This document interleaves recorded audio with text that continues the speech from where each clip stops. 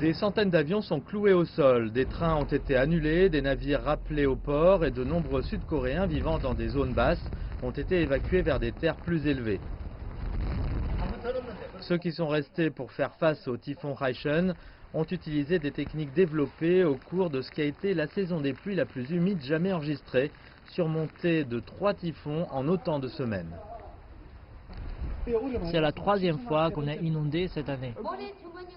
Nous venons de mettre des sacs de sable pour empêcher l'eau de venir à l'intérieur.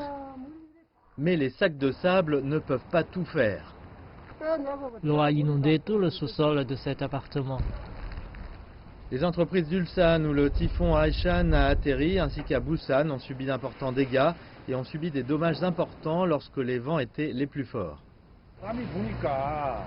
C'est arrivé à cause du vent. Il ne pouvait pas tenir. Certaines parties du bâtiment sont tombées.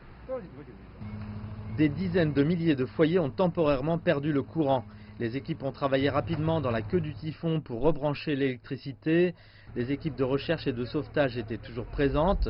Tout cela fait partie d'un effort massif du gouvernement pour atténuer les dégâts et les tragédies pendant le typhon, en plus des préparatifs effectués au cours des derniers jours. Par mesure de précaution, le gouvernement sud-coréen a lentement libéré l'eau de 20 barrages à travers le pays pour s'assurer qu'il ne déborde pas. C'est le deuxième typhon à frapper la péninsule en une semaine.